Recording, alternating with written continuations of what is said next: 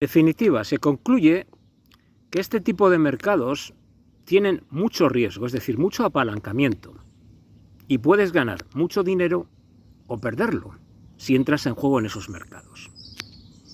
Warren Buffett, por ejemplo, invirtió hace tiempo, en fases previas a la gran recesión del 2008, en derivados, y tuvo pérdidas, según recuerdo, de unos 1.800 millones de dólares en aquellos tiempos, y entonces decidió retirarse de ese juego. Alegó que los mercados derivados son una bomba de relojería que ni siquiera se sabe cuándo va a explotar. Es decir, son unos sistemas financieros tan sumamente sofisticados que no los entiende nadie. Entonces, al final, realmente influyen muchos, digamos, valores que no están, digamos, en una ecuación matemática, como por ejemplo cuando tú compras acciones de la Coca-Cola, que él tiene bastantes. Es decir, a ver si nos entendemos.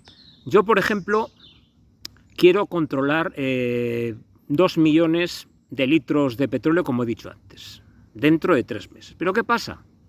Que la volatilidad en el precio es mucha, porque depende de si la OPEP dice de recortar o aumentar la producción, si Rusia está perdiendo o ganando la guerra, si el fracking hidráulico en Estados Unidos permite que a 80, 90 dólares sea rentable y florezcan un montón de, digamos, compañías y de repente haya petróleo en abundancia. Es decir, hay muchos factores o muchas variables que intervienen y no están, digamos, controladas.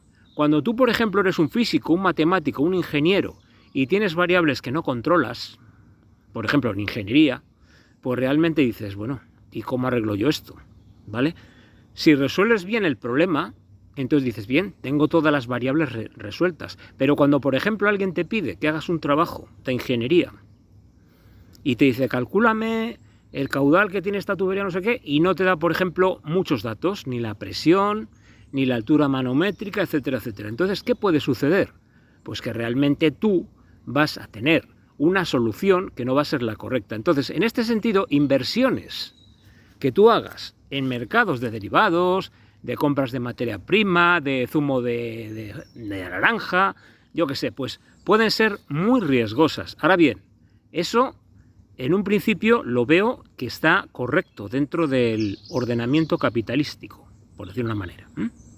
Sin embargo, vuelvo a reiterar que a la hora de analizar el mercado de divisas con cambio flotante, sí que estoy de acuerdo un poco con la teoría austríaca, aunque no estoy casi nada de acuerdo con estas ideas libertarias. En ese aspecto sí estoy de acuerdo, porque el cambio de divisas flotantes lo que hace es que muchas economías estén abocadas a estar totalmente destruidas porque una divisa sea dominante y acompasada con ella, como está con el patrón cambio oro, no ocurriría. Pero si está desacompasada totalmente, puede llegar a arruinar naciones enteras. Entonces eso es muy grave para economías nacionales. Entonces, en ese sentido, la diferencia entre lo que yo pienso y lo que piensan los austríacos anarcocapitalistas es muy simple. Ellos aducen que la libre flotación de divisas se mantenía con un patrón cambio oro, que el oro hacía esa estabilidad. Pero vuelvo a reiterar, que lo he dicho ya más de una vez, que el oro por sí mismo no dice yo valgo 35 dólares la onza. No. El oro vale lo que dijeron unos señores en un acuerdo político entre gobernantes de varios países en el año 1944 y se adoptó el valor del cambio del dólar a 35 dólares la onza trae. ¿De acuerdo? Entonces, lo que vale el oro lo determina no el mercado, sino una política de unos gobernantes que se pusieron de acuerdo para hacer unos tratados. Es decir, el oro sí que claro que tiene valor y sube porque los mercados y demás, pero es que el oro asentado en una moneda, lo primero que ya hemos visto, que tiene varias implicaciones negativas. Imprime un corsé a las economías que no permiten que se desarrolle o se expandan, porque realmente para extraer oro de las minerías se hace a un ritmo inferior que la cantidad que demanda el mercado de dinero, en base a inversiones que necesitan empresas y ciudadanos. Por lo tanto, el oro nunca ha sido un buen patrón.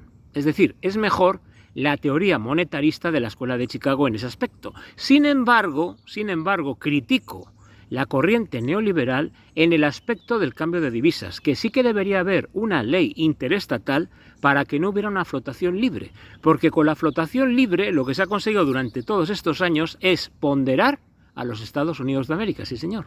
A mí me gusta mucho ese país, me gusta ese país porque creo que es un referente a nivel mundial y demás, pero lo que ha favorecido es el entronamiento de Estados Unidos como potencia mundial y lo que ha hecho es desbancar a otros países que no han podido progresar económica y financieramente. ¿De acuerdo? Entonces, cuando dicen muchas personas que el periodo anterior estaba, digamos, ideado por Keynes, eso también es falso. Los tratados de Bretton Woods fueron ideados en su mayoría por Harry Dexter White, que era de la parte de la Convención norteamericana. La tesis de Keynes era crear una moneda mundial, el Bancor keynesiano. Sin embargo, esa propuesta no se tomó porque, claro, Estados Unidos era la potencia dominante mundial en aquellos tiempos.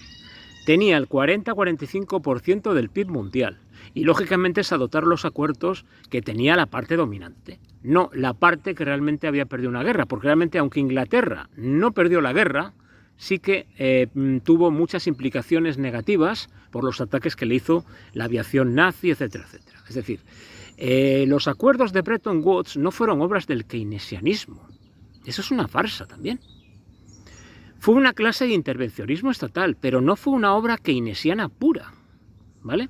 Eso que quede también claro, lo cual no quiere decir que yo esté a favor de las teorías keynesianas, que no lo estoy. Yo estoy a favor del intervencionismo estatal porque el laissez-faire, dejar hacer, dejar pasar, fue una doctrina de un conde que se le ocurrió decir cuando la decadencia de la monarquía francesa era evidente, sucedió la revolución y la burguesía lo que quiere era mandar, es decir, en vez de ser los nobles, que eran medio tontos o lo que sea, que han sido por herencias o por rollos de esos, lo que querían ellos, que tenían más pujanza económica, hacerse con el poder.